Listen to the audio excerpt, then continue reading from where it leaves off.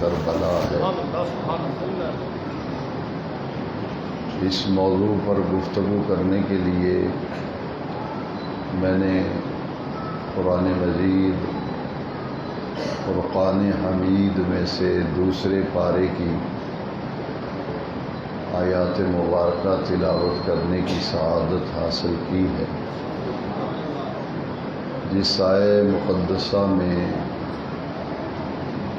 رب ذوالجلال نے ان تینوں چیزوں کا ذکر فرمایا جن کا تعلق براہ راست واقعہ کربلا کے نتائج اور واقعہ کربلا کے ثمرات، ان کا تعلق تین چیزوں سے ہے۔ ایک، اللہ تعالیٰ کی نعمتوں پر شکر کرنا، دوسرا تکلیفوں، مصیبتوں، دکھوں، پریشانیوں پر صبر کرنا، اور تیسری چیز ہے کہ جب بھی مصائب و آلام انسان کو اپنے گھیرے میں لے لیں، انسان دکھی ہو، پریشان ہو، تکلیف میں ہو، دکھ میں ہو، تو اس کی تکلیف، اس کا دکھ، اس کی پریشانی، اس کے مصائب و آلام کا جو اصل حل اور اصل علاج ہے وہ رجوع الی اللہ ہے۔ رجوع الی اللہ یعنی اپنے اللہ کریم کی طرف وہ رجوع کرے۔ ساری تکلیفوں، مصیبتوں، پریشانیوں، دکھوں کو دور کرنے والی ذات اللہ رب العزت کی ہے، لہذا جب بھی کوئی مشکل وقت آ جائے، تکلیف، دکھ، مصیبت آ جائے، تو اسی رب کریم کی ذات اقدس کی طرف ہمیں رجوع کرنا چاہیے، اور رجوع الی اللہ کے لیے اللہ سے تعلق مستحکم کرنے کے لیے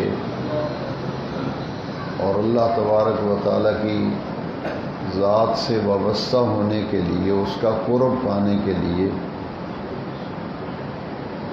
سب سے اونچے درجے کا عمل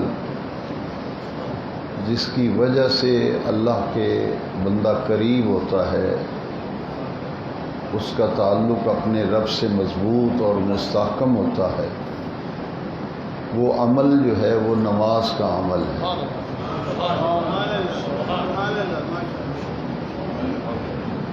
واقعہ کربلا کو جب ہم پڑھتے ہیں، سنتے ہیں، تو ہر بچہ یہ بات جانتا ہے کہ میدان کربلا میں مظالم کے پہاڑ توڑے گئے۔ وہ کون سا ظلم ہے جو کربلا میں نہیں کیا گیا؟ وہ کون سے مصائب ہیں، وہ کون سے آلام ہیں جن کا سامنا خانوادہ نبوت نے نہیں کیا؟ لیکن اتنی تکلیفیں، اتنی مصائب، اتنے آلام، اتنے دکھ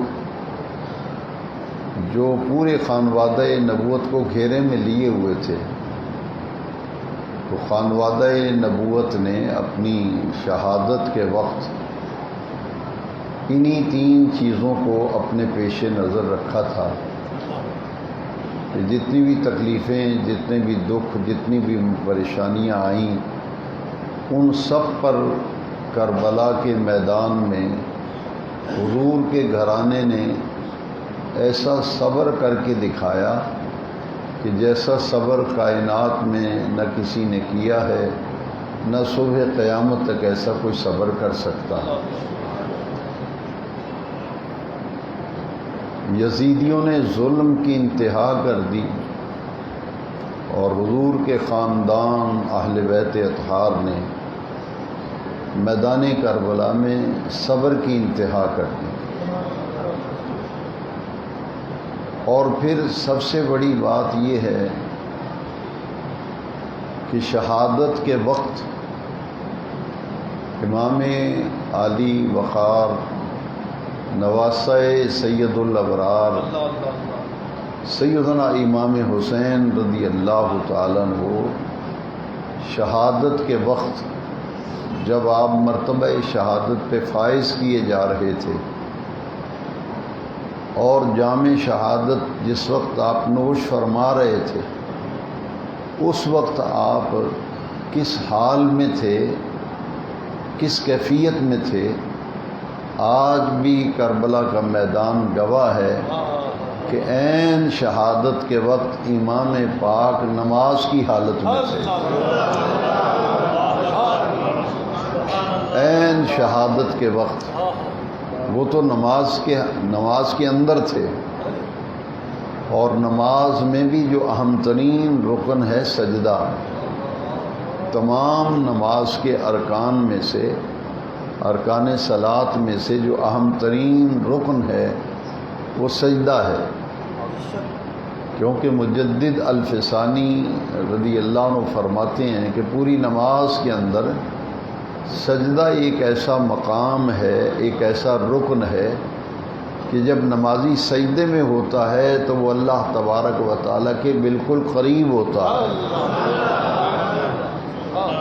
یعنی قرب الہی پانے کے لیے سجدے سے بہتر عمل کوئی نہیں۔ تو میرے امام علی مرتبت سیدنا امام حسین رضی اللہ عنہ عین شہادت کے وقت اسی رکن میں تھے، نماز کے اسی رکن میں تھے جسی سجدہ کہتے ہیں، نماز پڑھ رہے تھے اور نماز کی حالت میں سجدے میں آپ نے جام شہادت نوش فرمایا اور آپ کی سر اقدس کو آپ کے جسد مبارک سے سجدے کی حالت میں جدا کیا گیا تھا۔ تو یہ شہادت کے وقت امام علی مقام کا نماز کی کیفیت میں ہونا، اور نماز چونکہ آخری آپ کا عمل ہے اور اسی عمل میں آپ شہید ہوئے، تو نماز کی ادائیگی سے پہلے معرکہ کربلا کا جب آغاز ہوا، شہادتیں ہونا شروع ہو گئیں، اور آپ کے ساتھ آپ کی معیت میں 145 نفوس قدسیہ تھے. پورا کاروان اہل بیت، قافلہ اہل بیت جو مدینہ منورہ سے مکہ امام پاک آئے اور مکہ سے یہ قافلہ لے کر کربلا میں آئے، اس پورے قافلے اور کاروان میں 145 افراد ٹوٹل تھے، جن میں 146واں نمبر جو ہے وہ حضرت سیدنا امام حسین رضی اللہ عنہ. اگر آپ کو شامل کر لیا جائے تو 146 نفوس قدسیہ تھے. اور اگر دوسرا پہلو دیکھا جائے کہ امام پاک کے ساتھ کتنے لوگ آئے تھے تو ان کی تعداد 145 تھی. ان میں سے باختلاف روایات جو متفقن علیہ روایت ہے، جس پر کسی کا اختلاف نہیں، وہ 72 نفوس قدسیہ ہے. ان پر سب کا اتفاق ہے، ورنہ یہ تعداد زیادہ بھی بیان کی گئی.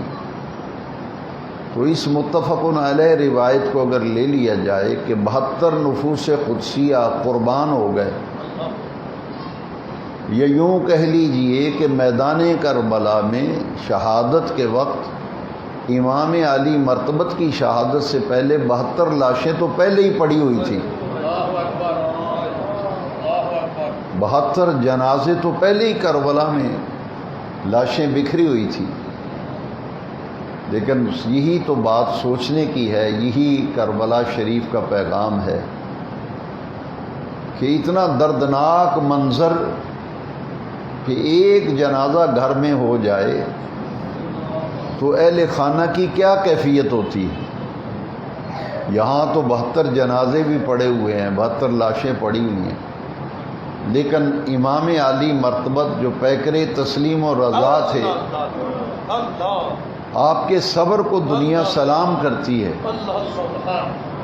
اس لیے کہ ایسے دردناک منظر میں بھی امام علی مقام نے 10 محرم کو صبح سے لے کر اپنی شہادت تک صبر کا دامن نہیں چھوڑا، اور ایسا صبر کر کے دکھایا، اپنے خانوادے کو صبر کی تلقین کر کے بتایا کہ قیامت تک آنے والے حضور کے غلاموں، تمہاری زندگی میں اگر دکھ شامل ہو جائیں، مصیبتیں اور پریشانیاں تمہیں گھیرے میں لے لیں، تو پھر 2 کام کیا کرو، ایک نماز پڑھا کرو اور ایک صبر کیا کرو. تو امام علی مقام نے 72 لاشیں پڑی ہوئی ہیں، 72 جنازے موجود ہیں. اس سے زیادہ مشکل وقت کیا ہوگا کہ امام علی مقام نے نماز نہیں چھوڑی. اور آپ چونکہ مسافر تھے، مسافر پہ جمعہ فرض نہیں، اس لیے آپ نے دوگانہ پڑھا تھا صلاۃ المسافر، کہ آپ نے ظہر کے 2 رکعتیں صلاۃ المسافر کی پڑھی تھی، اور اسی سجدے میں امام پاک شہید ہو گئے تھے. تو قرآن مجید کا جب ہم مطالعہ کرتے ہیں تو قرآن مجید کیا تعلیم دے رہا ہے، قرآن مجید کا کیا پیغام ہے. یہی پیغام جو عرش والے رب نے قرآن میں ایمان والوں کو دیا، وہی پیغام کربلا کی سرزمین پر میرے امام حسین نے دیا. پیغام تو ایک ہی ہے جو بے نیاز رب نے قرآن میں دیا، وہی پیغام کربلا میں امام پاک نے دیا. آئیے ہم سورہ بقرہ کی روشنی میں اللہ کریم کا وہ پیغام جو کہ آخری الہامی کتاب قرآن مجید میں اس حوالے سے جو تعلیم دی گئی ہے، رب ذوالجلال نے فرمایا یا ایھا الذین آمنوا، اے ایمان والو، استعینوا، مدد طلب کیا کرو. استعینوا یہ باب استفعال ہے، اور عربی گرامر میں باب استفعال جو ہے وہ طلب ماخذ کے لیے آتا ہے. اس کا مادہ ہے استعانت، استعانت یعنی مدد. تو اب معنی کیا ہوگا، اے ایمان والو استعینوا، جب مشکل وقت آ جائے، دکھ آ جائیں، پریشانیاں آ جائیں، تو اس وقت مدد مانگا کرو، اس وقت مدد مانگا کرو۔ کس سے مدد مانگا کرو؟ بالصبر والصلاۃ، بالصبر، پہلے صبر کا ذکر کیا، نماز کا ذکر بعد میں آیا۔ تکلیفوں پر صبر کیا کرو، اور صبر کے فوراً بعد اپنے رب کریم سے رجوع کر کے اس کو سجدہ ریز ہو جایا کرو۔ جو آدمی کسی کی مدد نہ کر سکے، ایک شخص کو آپ جانتے ہیں کہ میری وہ ہیلپ نہیں کر سکتا، اس پوزیشن میں ہی نہیں، اس کے سامنے آپ اپنا دکھ رکھیں گے، اپنا درد رکھیں گے، تو آپ کی مدد خاک کرے گا؟ وہ تو آپ کا مذاق اڑائے گا، وہ تو آپ کا مذاق اڑائے گا۔ دکھ دور کرنے والی کائنات میں ذات رب ذوالجلال کی ہے۔ لہذا جب تم ہر کسی سے کٹ کر اپنا دکھ درد، اپنا دکھ درد جس کے سامنے بیان کرنا ہے، اس کے سامنے تو ہم دکھ درد بیان نہیں کرتے۔ اگر اپنے بے نیاز رب کے پاس اپنا دکھ درد بیان کرو گے، اور وہ بیان کرنے کے لیے سب سے اہم ترین رابطے کا ذریعہ اور اللہ کریم سے رابطہ قائم کرنے کے لیے لائن جو ہے نا، وہ ہے نماز۔ آن لائن ہونا چاہیں اپنے رب سے، تو پھر نماز کے بغیر ممکن ہی نہیں، نماز کے بغیر۔ آپ اگر انگلینڈ میں اپنے بیٹے کو کال کرنا چاہیں تو اس کا جو نمبر ہے وہی ملاتے رہیں تو رابطہ ہو جائے گا۔ آپ کہیں گے یار وہ میرے بیٹے کا نمبر نہیں مل رہا، وہ چیک کرے گا، وہ کہے گا آپ نے یو کے کا کوڈ تو ملایا ہی نہیں۔ رابطہ اس لیے نہیں ہو رہا کہ جس کوڈ کے ذریعے رابطہ ہوتا ہے وہ تو تم نے لگایا نہیں۔ اب اللہ کریم سے رابطہ قائم کرنے کے لیے جتنے مرضی ہاتھ پاؤں ماریں، جتنی مرضی لائنیں ملائیں، جتنے مرضی نمبر ڈائل کرتے رہیں، اللہ کریم فرماتے ہیں میں نے ان الصلاۃ کانت علی المؤمنین کتابا موقوتا، میں تو ہر ایمان والے کے لیے میں نے 5 وقت کی نماز ادا کرنا فرض کر دیا ہے۔ اگر میرے ساتھ رابطہ کرنا چاہتے ہو، تعلق قائم کرنا چاہتے ہو، تو نماز کو ترک کر کے میرے ساتھ رابطہ کرنا اگر چاہو گے تو رابطہ نہیں ہو پائے گا، اس لیے کہ تم نے میری حکم عدولی کی ہے۔ میں نے تو تمہارے اوپر 5 وقت کی نماز فرض کی۔ لہذا رب کریم سے رابطے کے لیے تعلق، جسے تعلق باللہ تعالی کہتے ہیں، تعلق مع اللہ تعالی بھی کہتے ہیں، اللہ کریم کی ذات سے رابطہ مستحکم کرنے کے لیے، اللہ کا قرب پانے کے لیے نماز کے بغیر کوئی عمل ایسا ہے ہی نہیں۔ تمام اعمال میں سے سب سے محبوب ترین اور مقبول ترین عمل جو ہے وہ فریضہ نماز ہے، وہ فریضہ نماز۔ اگر پوری طرح بات سمجھ میں نہیں آئی تو میں آپ سے ایک سوال کرتا ہوں کہ اسلام کے کتنے بنیادی ارکان ہیں؟ ہر کوئی کہے گا کہ اسلام کے بنیادی رکن 5 ہیں۔ کتنے رکن ہیں؟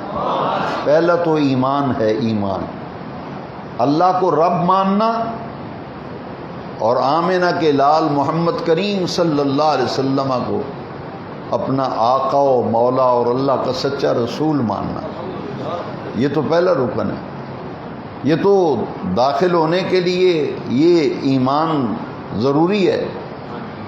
اور جب آپ نے پہلا رکن حاصل کر لیا، کلمہ پڑھ لیا، ایمان مل گیا، مسلمان ہو گئے، اب اس کے بعد جو سب سے بڑا رکن اور سب سے بڑا عمل وہ نماز کا عمل ہے، وَإِقَامِ الصَّلَاةِ، نماز۔ لہٰذا اس کے بغیر ممکن ہی نہیں، نہ کوئی اللہ کے قرب میں منزلیں طے کر سکتا ہے، نہ کوئی درجات پا سکتا ہے۔ لوگ دعویٰ کرتے رہیں جو تارک نماز ہے، جو شخص تارک نماز کا تارک یعنی نماز پڑھتا ہی نہیں، قریب ہی نہیں جاتا، اس کا نماز سے کوئی علاقہ کوئی تعلق ہی نہیں، اگر اس کے متعلق کسی کا گمان ہو کہ یہ بڑی پہنچی ہوئی ہستی ہے، یہ بڑی اور اتنی پہنچی ہوئی ہستی ہے کہ یہ نماز سے بھی آگے گزر گئی ہے، اتنی پہنچی ہوئی سرکار ہے کہ اس کو نماز کی اب ضرورت ہی نہیں۔ صفدر آباد والوں، اللہ تبارک و تعالیٰ کے سب سے قریب کائنات میں کون سی ہستی ہے؟ ہر آدمی یہ کہے گا کہ 1.25 لاکھ نبیوں میں سے بھی رب ذوالجلال نے یہ انفرادیت اپنے محبوب کو عطا فرمائی ہے، ان سے زیادہ اللہ کے قریب کوئی نہیں، کیونکہ اللہ کے حبیب ہیں، حبیب اللہ، محبوب خدا کے لاکھوں اور کروڑوں محبوب ہیں، لیکن حبیب خدا کا پوری بھری کائنات میں ایک ہی ہے، وہ آمنہ کے لال ہے۔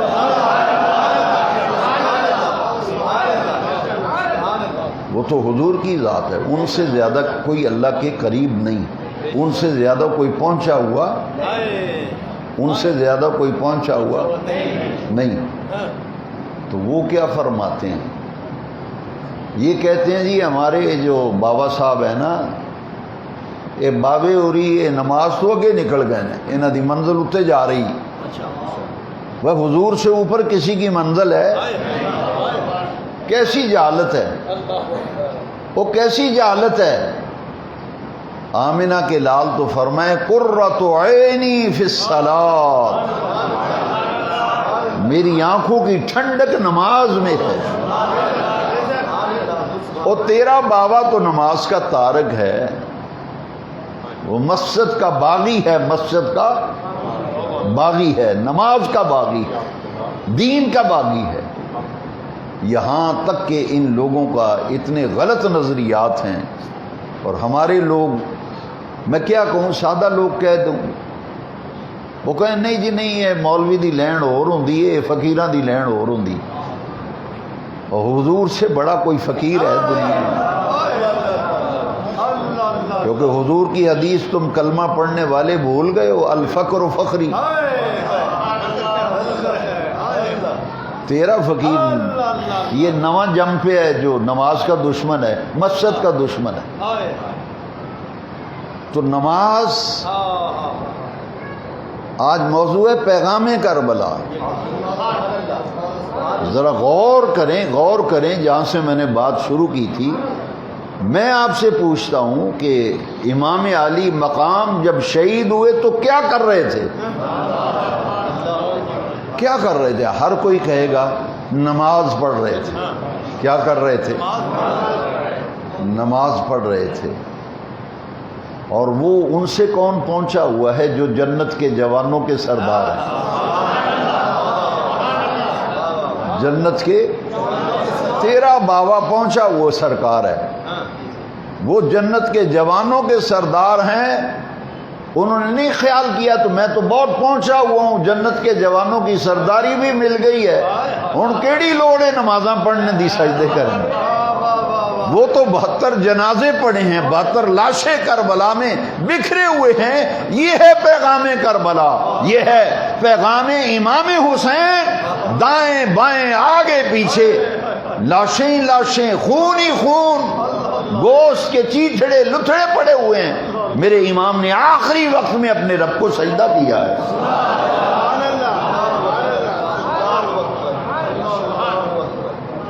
آج مسلمان سر میں درد ہو تو نمازیں قضا، بخار ہو گیا نمازیں چھوٹ رہی ہیں، ذرا سا درد ہو نماز چھوٹ گئی، آئی نہیں۔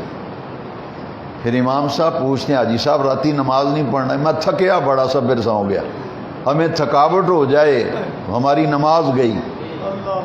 امام علی مقام نے جو آخری زندگی کی نماز پڑھی، یہ ہے پیغام کربلا، یہ ہے پیغام حسین۔ میں اگر آپ سے پوچھوں کہ بخار ہو، سر درد ہو، ذرا سا مسئلہ ہو، نمازوں پہ نمازیں قضا، اور میرے امام پاک کی حالت کیا تھی؟ پورے جسد اقدس پر 360 زخم لگے ہوئے تھے، پورے جسم پر کتنے زخم تھے؟ 360 زخم ہیں. لیکن امام علی مقام کی نماز سے اتنی محبت، نماز سے اتنا تعلق اور اپنے رب کا اتنا قرب کہ آپ نے فرمایا میں نے زندگی میں نہ کوئی نماز قضا کی ہے، نہ کوئی نماز چھوڑی ہے. میری تمنا یہ ہے کہ میں آخری وقت میں اپنی زندگی کی آخری نماز پڑھ لوں، اور جب میری شہادت واقع ہو تو میں اپنے رب کے حضور سر سجدے میں رکھ کر اپنے رب کی تسبیح بیان کر رہا ہوں. شہادت کے وقت جب آپ کا سر اقدس تن مبارک سے جدا کیا گیا، کعبے کے رب کی قسم ہے، تمام تذکرے کی کتابوں میں لکھا ہے، اس وقت میرے امام کی زبان پر یہی مقدس کلمات جاری تھے، سبحان ربی الاعلی، سبحان ربی الاعلی، سبحان ربی الاعلی. یہ میرے امام پاک نے کربلا میں نماز پڑھ کے بتایا. اور پھر آپ جانتے ہیں پیغام کربلا اگر دوسری جہت سے دیکھیں، میرے امام پاک کو قرآن سے اتنی محبت قرآن سے. میں نے جب تاریخ کا مطالعہ کیا تو میں حیران رہ گیا. زندگی میں پہلی دفعہ میں نے یہ بات پڑھی کہ امام جب مدینہ منورہ میں تھے تو یزید کی طرف سے مطالبہ کیا گیا بیعت کا. آپ جب مطالبہ کیا گیا اور گورنر مدینہ کا قاصد آیا، اس وقت میں نے تاریخ میں پڑھا ہے میرے امام قرآن کی تلاوت کر رہے تھے. مدینہ پاک سے امام حسین چلے تو قرآن پڑھ رہے ہیں. مدینہ سے مکہ مکرمہ آئے، پورے راستے میں امام قرآن کی تلاوت کر رہا. مکے میں پہنچے تو عمرے کر رہے ہیں، مسجد حرام میں نمازیں پڑھ رہے ہیں، قرآن پڑھ رہے ہیں. اور مکہ سے جب سوئے کوفہ چلے، پورے راستے میں میرا امام قرآن پڑھتا ہوا آ رہا ہے. 2 محرم کو کربلا میں آئے تھے میرے امام، 145 افراد کا قافلہ لے کر. 146 سے تو خود امام پاک تھے. تو میں نے دیکھا 2 محرم کو پہنچے ہیں، رات کو قرآن ہے، دن کو قرآن ہے. 2 محرم سے لے کے 9 محرم تک امام کے خیموں میں جو بھی دیکھتا ہے، جھانکتا ہے امام کے خیموں میں، 2 ہی چیزیں نظر آتی تھیں. حضور کا خاندان یا نماز میں ہوتا تھا یا قرآن کی تلاوت میں ہوتا تھا.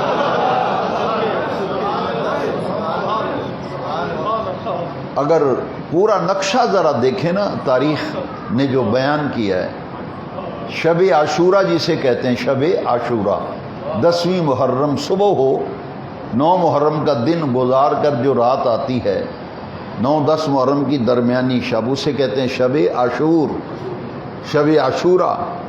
یہ رات کیسے گزاری تھی اہل بیت؟ یہ رات کیسے گزاری تھی؟ پورے خیموں میں تاریخ دانوں نے لکھا ہے کہ شب عاشورہ کو اہل بیت اطہار اور امام پاک کے ساتھ آنے والے نفوس قدسیہ، ان کی تربیت اتنی عرفہ و اعلیٰ تھی کہ پورا قافلہ، پورا کاروان شب عاشورہ کو رات نوافل میں گزار رہا ہے. اور جب سحری کا وقت ہوا تو پھر خیموں کے اندر قرآن کھل گئے، اور ہر کوئی قافلے والا سحری کے وقت اللہ کے قرآن کی تلاوت کر رہا ہے.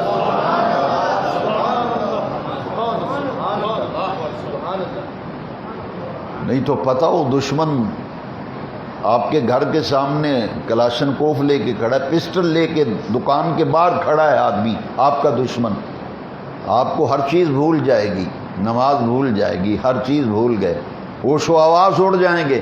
دشمن سر پہ کھڑا ہے اسلحہ لے کے، کیا مقام ہوگا. تلواروں کی جنکار ہے،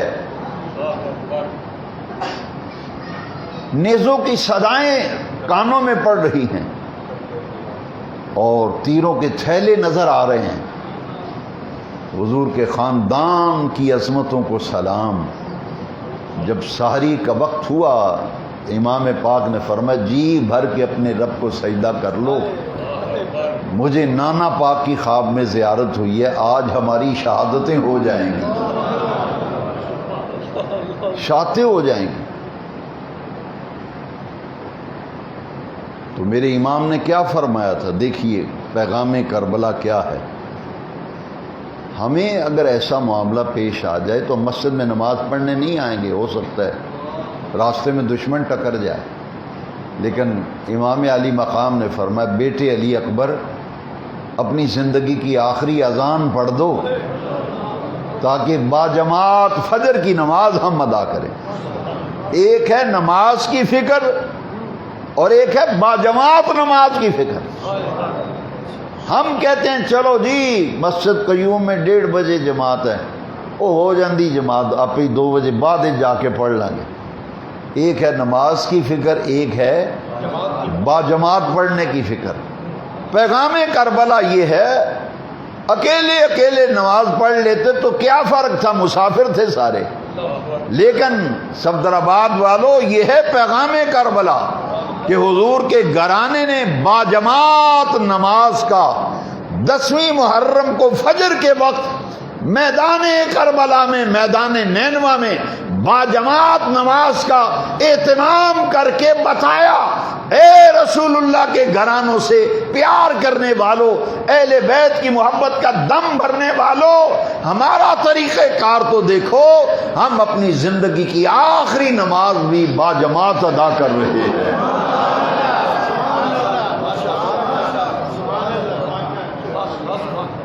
ان اسلام کے دامن میں بس اس کے سوا ہے کیا؟ ایک سجدہ شبیری، ایک ضرب ید اللہ، ایک سجدہ شبیری. یہ سجدہ شبیری جو ہے اور آخری نماز پڑھائی، امام پاک مصلی پہ ہیں، سیدنا علی اکبر زندگی کی آخری اذان پڑھتے ہیں. میدان کربلا میں جماعت ہو رہی ہے، خواتین کی صفیں آخر میں ہوتی ہیں، خواتین کی صفیں آخر میں ہوتی ہیں.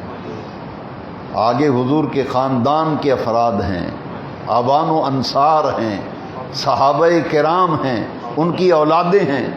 جماعت ہو رہی ہے، پیچھے پردہ ہے اور پیچھے مخدرات عصمت پاک باز عورتیں فجر کی نماز میرے امام کے پیچھے باجماعت ادا کرتے ہیں.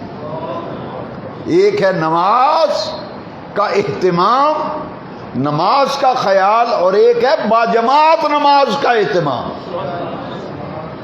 یہ مسلمان بھول گیا باجماعت نماز کی اتنی تاکید ہے. وَارْكَعُوا مَعَ الرَّاكِعِينَ، جھکو ضرور رب کے بارگاہ میں. نماز میں جھکتے ہیں نا اللہ کے سامنے، یہ نماز ہے جھکنا. وَارْكَعُوا، اور رکوع کرو، وَارْكَعُوا، اور رکوع کرو، مَعَ الرَّاكِعِينَ، رکوع کرنے والوں کے ساتھ. رکوع کرو رکوع کرنے والوں کے ساتھ، جھکو جھکنے والوں کے ساتھ. اب تو آسانیاں ہو گئی. بھائی کتنے بجے جماعت ہو؟ کہتے ہیں 1:30 بجے. فجر کتنے بجے ہوگی؟ کہ 4:40. آسانی نہیں ہوگی بھائی، 5 منٹ لگیں گے گھر سے بابوضو ہو کر باجماعت نماز کے لیے اللہ کے گھر میں مسجد میں پہنچو. اور ہمارے ہاں جو فجر کی نماز کی بے قدری ہو رہی ہے، کون اس امت میں ایسا شخص بیدار ہوگا جو لوگوں کو نماز فجر کی طرف مائل کرے اور قائل کرے؟ لوگوں کو علم ہی نہیں. مسجدوں کی مسجدیں خالی، پکے نمازی بھی فجر کے وقت عصر و بیشتر مسجد میں نہیں آتے.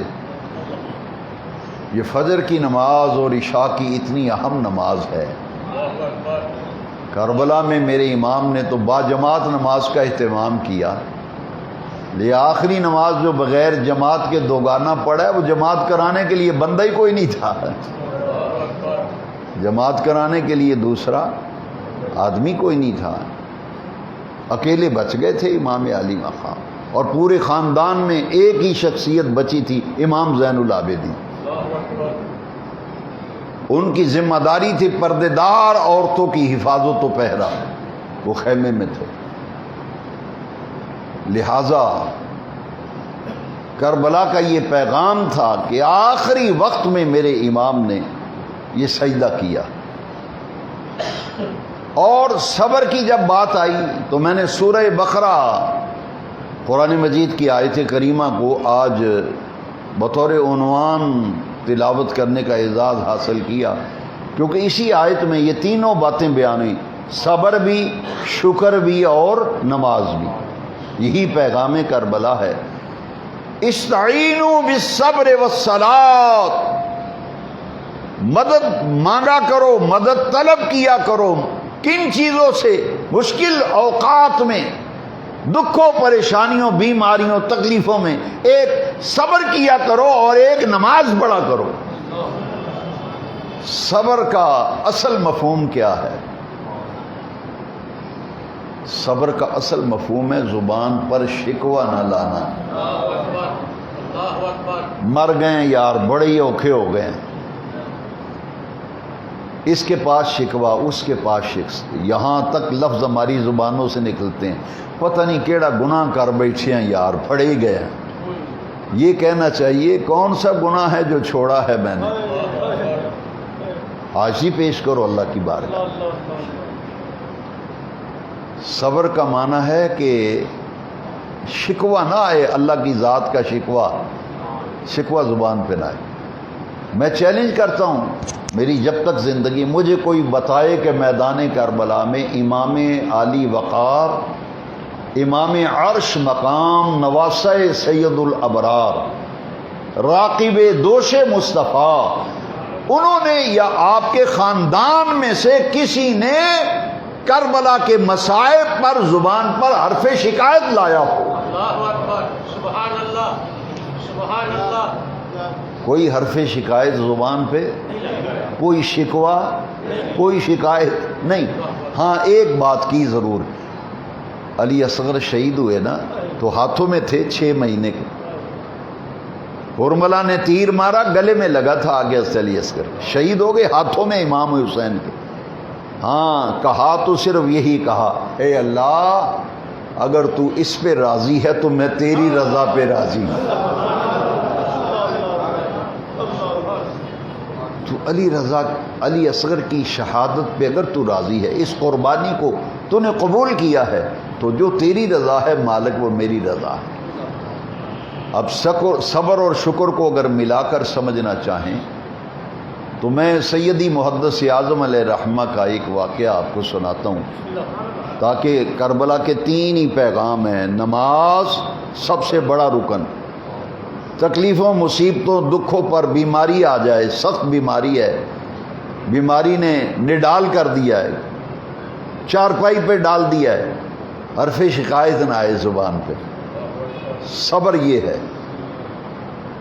اور جو سانس آ جا رہا ہے، یہ دعا کریں کہ باری تعالیٰ یہ بھی تیری بہت بڑی عطا ہے، چاہتا تو اب تک میرا جنازہ ہو کے قبر میں پڑا ہوتا، یا اللہ تیرا شکر ہے یہ جو سانس آ رہا ہے، جو بیٹا نظر آ رہا ہے، بیٹی نظر آ رہی، چارپائی پہ اگرچہ پڑا ہوا ہوں، اولاد تو آنکھوں کے سامنے ہے نا، یہ تیرا یہ بھی شکر ہے کہ سانس بھی آ رہا ہے، ورنہ تو قادر مطلق ہے، سانس بھی چھین لیتا مجھ سے تو کیا تھا۔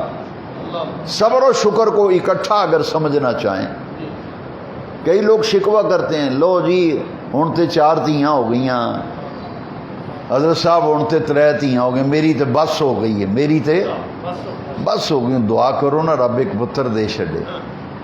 میرے محدث اعظم رحمت، یہ بزرگوں کی باتیں جو ہیں اس سے دین کے مسئلے حل کرتے تھے وہ۔ ایک مرید آیا، اس نے کہا حضرت کہ اب تو 4 بیٹیاں، بیٹا کوئی نہیں۔ اس نے کہا کہ آپ دعا فرمائیں اللہ تعالیٰ بیٹا دے دے، اللہ تعالیٰ بیٹا دے دے۔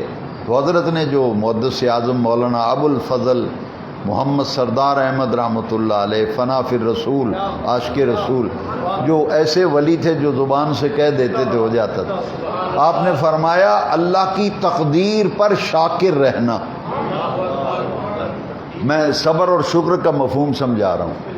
اللہ کی تقدیر پر شاکر رہنا، انشاءاللہ رب ذوالجلال آپ کو 3 بیٹوں سے نوازے گا.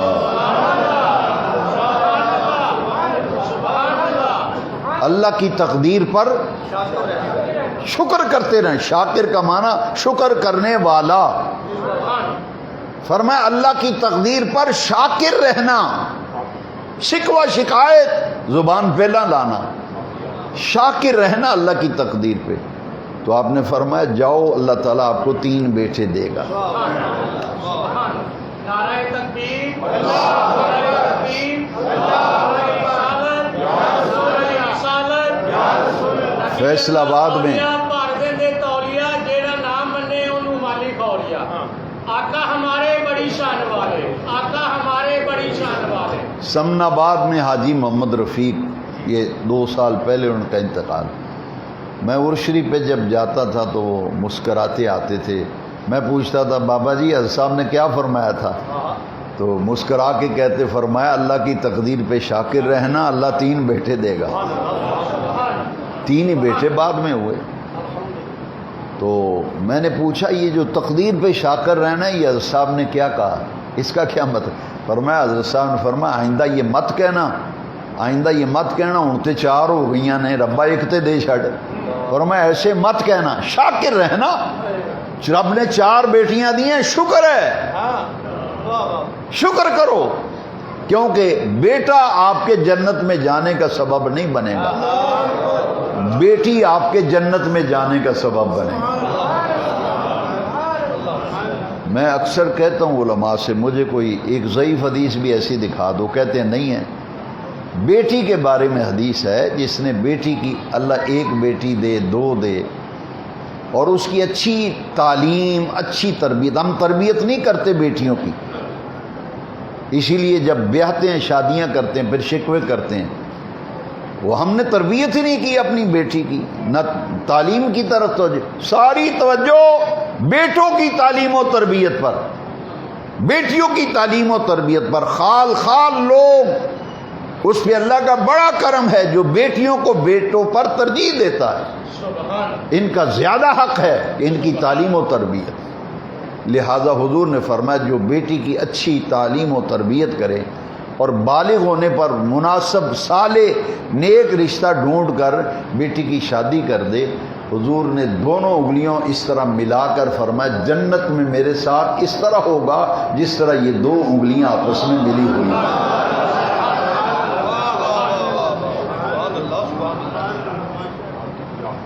تو میرے پاس اگر کوئی آتا ہے تو میں کہتا ہوں یار تو گھبرا گیا، یہ سوچا کر، تصور کیا کر، بیٹیاں اللہ کا بہت بڑا انعام ہے، بڑی نعمت ہیں، رحمت ہیں.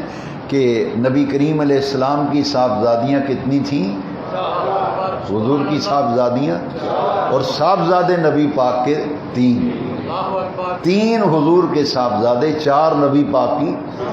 حضور کی کل اولاد مبارک 7 تھی، 3 صاحبزادے جو چھوٹی عمر میں انتقال کر گئے، اور بیٹیاں سرکار علیہ الصلاۃ والسلام 4 بیٹیوں کی شادیاں کی اور بیٹیاں 4 تھیں. میں نے کہا یہ سوچا کرو یہ تو بہت بڑا کرم ہے کہ حضور کی بھی تو بیٹیاں 4 تھیں.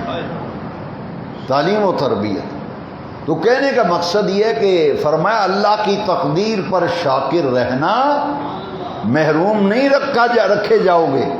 جو صبر کا دامن نہیں چھوڑتا، جو شکر کا دامن نہیں چھوڑتا، بے نیاز رب کی رحمتیں گھٹا بن کے اس پہ برستی ہیں. لوگوں کے سامنے رونا روئیں گے تو کچھ حاصل نہیں ہوگا، نہ نہ. آپ کے ذرا ادھر ہونے کی دیر ہے، اسی دکان پہ آپ کا مذاق اڑائیں گے، کہنے لگے وہ پھنسے ہی ہونا ہے، ہوں پگدا پہ ہی پھڑیا گیا ہی ویکھی. ہوں لوگوں کے سامنے دکھ درد اگر رکھو گے نہ دور دکھ درد ہوں گے. وہ کہتے ہیں جی میں ذرا تواڈے نال ایک غم شیئر کرنا چاہنا، میرا بوجھ ہلکا ہو جائے. میں کہ بوجھ ہلکا نہیں ہونا، یہ تو پورے محلے چ نشر ہونا ہے. تیرا بوجھ پورے محلے میں حشر نشر تیرا کر دے گا. اور شیئر کرنا ہے تو اس ذات کے ساتھ کرنا جس کو اللہ رب العالمین کہتے ہیں۔ میرا ایک بیان ملین سے زیادہ لوگوں نے سنا ہے جس میں میں نے یہی بات کی تھی کہ لوکاں نال گلاں نہ کریا کرو، لوکاں نو دکھ نہ دسیا کرو، اپنے رب نو دسیا کرو۔ رب سے باتیں کرنی سیکھو، دکاناں تے جا کے نہ گلاں کریا کرو۔ او 10 بندے بہ کے اتنے سن دے نے، وہ پھر دسے دے دسے تیرے اٹھن تو بعد تیرا مذاق اڑاندے۔ بہترین وقت میں آپ کو بتاتا ہوں تہجد کا وقت ہے۔ اللہ سے باتیں کرنا سیکھ جائے نا جو بندہ ہے، پوچھو اولیاء اللہ سے، ہے جی، جو اولیاء اللہ اپنے مزارات میں آرام فرمائے کہ اولیاء اللہ میں کیا خوبی ہے۔ میں آپ سے پوچھتا ہوں، بتاؤ اولیاء اللہ میں کیا خوبی ہے؟ قرآن نے بتائی ہے خوبی، قرآن نے خوبی بیان کی ہے۔ یہ رب سے باتیں کرتے تھے کس وقت؟ قرآن سے پوچھو نا۔ قرآن کہتا ہے الذین یبیتون لربہم سجدا وقیاما۔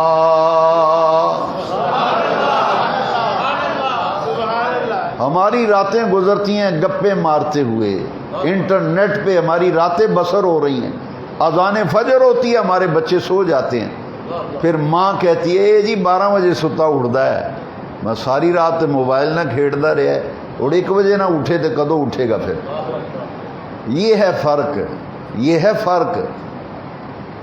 کربلا کے ذکر کی محفلیں ہم سجاتے ہیں، محفلیں کرتے ہیں، لنگر پکاتے ہیں، اس کا بڑا اجر ہے، بڑا ثواب ہے۔ پورا سال لنگر پکاؤ کربلا والوں کا، پورے سال روزی میں برکت رہتی ہے۔ لیکن کربلا والے کہتے ہیں لنگر ہی پکا رہا ہے، میں نے جو سبق پڑھایا تھا کربلا میں اس پہ بھی عمل کیا نہیں کیا؟ کربلا والے تو تب خوش ہوں گے جب تیری نماز قضا نہ ہو، کربلا والے خوش ہوں گے جب مسجد میں باجماعت تو نماز پڑھے گا۔ قرآن کہتا ہے الذین یبیتون لربہم سجدا وقیاما، یہ اللہ کے ولی کبھی قیام میں اپنے رب سے باتیں کرتے ہیں، کبھی سجدے میں جا کے اپنے رب سے باتیں کرتے ہیں۔ یہ اللہ کا ذکر، اللہ کی عبادت اور جو دعائیں مانگتے ہو یہ اللہ سے کلام ہے، گفتگو ہے، اور اس کے لیے بہترین وقت بے نیاز رب نے تہجد کا بنایا ہے۔ وَمِنَ اللَّيْلِ فَتَهَجَّدْ بِهِ نَافِلَةً لَكَ عَسَىٰ أَن يَبْعَثَكَ رَبُّكَ مَقَامًا مَحْمُودًا۔ قرآن یہ کہتا ہے تیرے میرے اوپر 5 نمازیں فرض، ہمارے اوپر کتنی نمازیں؟ 5۔ میرے نبی کریم پر 6 نمازیں فرض۔ تہجد کی نماز حضور پہ فرض تھی، بعد میں یہ حضور کے لیے بھی نفل کر دی گئی، لیکن اولاً اور ابتداءً یہ نماز حضور پہ فرض تھی۔ ذرا سجن میرے یار سوچ کہ یہ حضور پہ جو نماز فرض ہے ہمارے لیے نفل ہے، امت کی آسانی کے لیے، تو کیا پیغام تھا کہ بھائی اپنے رب کو منانا ہے نا، رب سے باتیں کرنی ہے، تو یہ وقت رب کو بڑا پیارا وقت ہے۔ ہماری مائیں بہنیں بھی گھروں میں اس وقت کو کہتی ہیں نور پیر ویلا، نور پیر ویلا، صبح صادق، یہ نور پیر ویلا۔ 2 وقت ایسے ہیں، 2 وقت ایسے ہیں جس میں اللہ سے باتیں کیا کرو۔ ایک مغرب کی نماز کھڑے ہونے سے عادت بنا کے دیکھو، اگر اثر نہ ہو تو میں آپ کے قریب ہی رہتا ہوں، 6-7 میل دور ہوں، مجھے پکڑ لیں آ کے۔ ایک فجر کی نماز سورج نکلنے سے 15 منٹ پہلے، سورج نکلنے سے 15 منٹ پہلے، اور سورج غروب ہونے سے 15 منٹ پہلے کسی سے کلام نہ کر، کسی سے بات چیت نہ کر، بلکہ ایسی جگہ بیٹھ جہاں تجھے کوئی دیکھ نہ رہا ہو۔ 100 دانے والی تسبیح پکڑ لے، 100 دانے والی تسبیح پکڑ لے، تنہائی میں بیٹھ کے، سورج نکلنے سے 10-15 منٹ پہلے اور سورج غروب ہونے سے 10-15 منٹ پہلے ایک تسبیح پڑھ دے ذرا، سبحان اللہ و بحمدہ، صرف سبحان اللہ و بحمدہ، سبحان اللہ و بحمدہ، یہ 100 دفعہ پڑھ. ادھر سورج غروب ہونے لگا تو یہاں بیٹھ کے نکر میں پڑھ اور نیت کر میں اپنے رب سے کلام کر رہا ہوں، میں دل کا دکھڑا رب کو سنا رہا ہوں. یہ پڑھ، اور جب سورج نکلنے میں 15 منٹ رہ جائیں، کونے میں بیٹھ کر تجھے کو دیکھ نہ رہا ہو، تنہائی میں پڑھ سبحان اللہ و بحمدہ. 100 دانے کی تسبیح پڑھ، اور جب تسبیح مکمل ہو جائے پھر دکھڑا اپنے رب کو سنا، پھر دکھڑا اپنے رب کو، رب سے باتیں کرو. یہ ایسا نسخہ ہے، چند دن عمل کرو، دیکھیں گے دنیا بدل جائے گی، دل کی دنیا بدل جائے گی. اور اس میں اگر ایک چیز کا اضافہ میں چاہوں گا، اگر کر لیں گا تو زیادہ نہیں، 40 دن کرو. 40 دن کے بعد آپ کے اندر نورانیت بھی آ جائے گی، آپ کے اندر روحانیت بھی آ جائے گی. اور جو آپ کا چہرہ دیکھے گا نا، وہ کہے گا یار تیرے چہرے تے کی گل ہے، بڑیاں کریمہ شریمہ لائیاں نے، تیرا چہرہ بڑا نکھریا ہے. یہ کریموں سے چہرے نہیں نکھرتے، نہ لوشن لگانے سے، یہ تو اللہ کے ذکر سے روشن ہوتے ہیں. یہ نسخہ قرآن نے دیا ہے.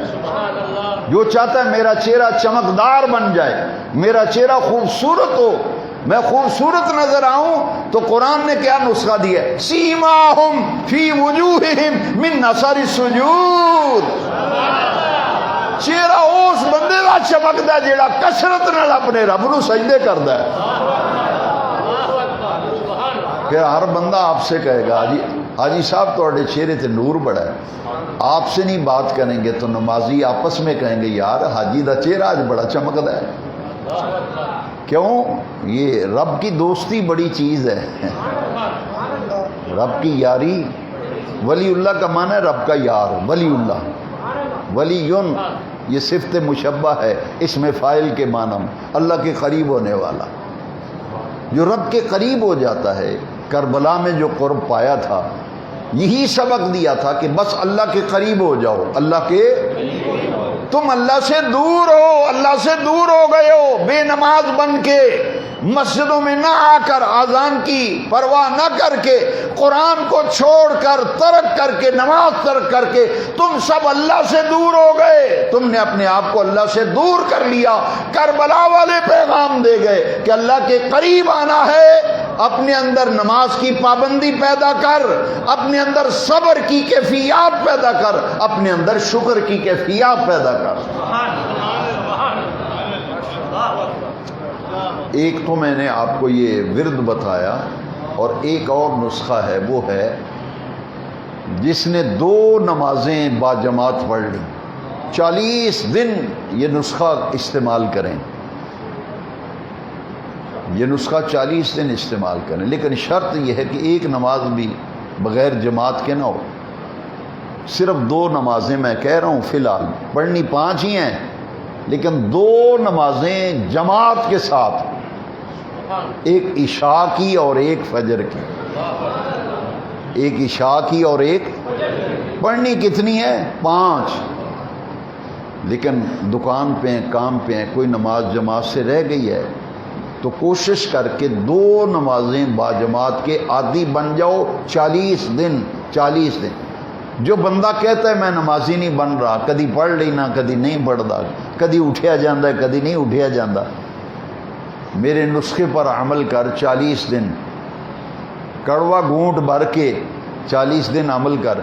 عشاء کی نماز بھی جماعت سے اور فجر کی نماز بھی جماعت. درمیان میں ایک نماز کا یہ نہ ہو کہ ایک چھوڑ دیا، نہیں، کوئی نماز چھوٹے نہیں. 40 دن لگاتار.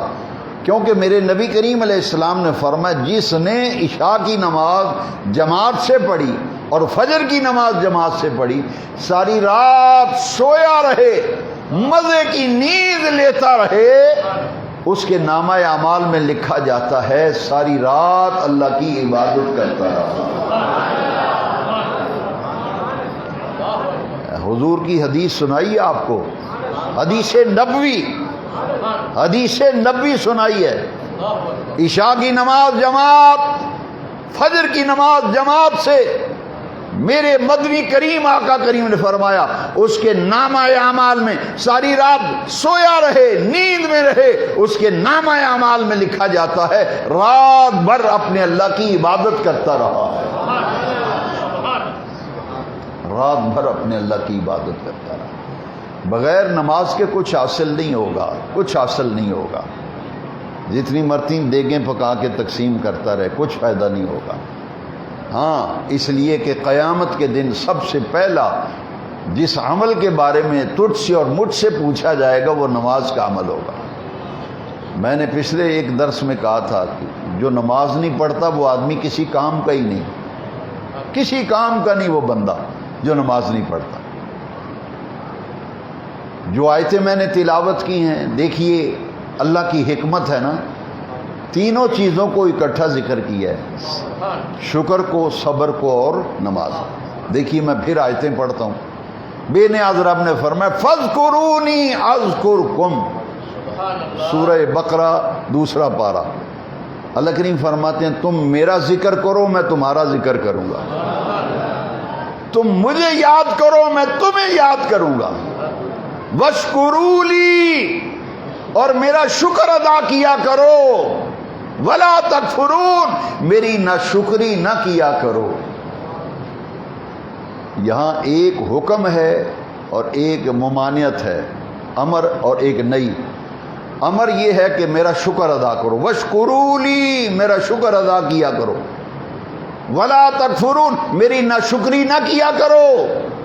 یہ ناشکری ہے، یہ ناشکری ہے، یہ جو شکوے کرتے ہیں، نا اللہ کریم نے فرمایا ان تعدوا نعمت اللہ لا تحصوها، اے انسان تجھے میں نے اتنی نعمتیں دی ہیں تو میری نعمتوں کو گن نہیں سکتا، تو ہم ناشکری کرتے پھرتے ہیں۔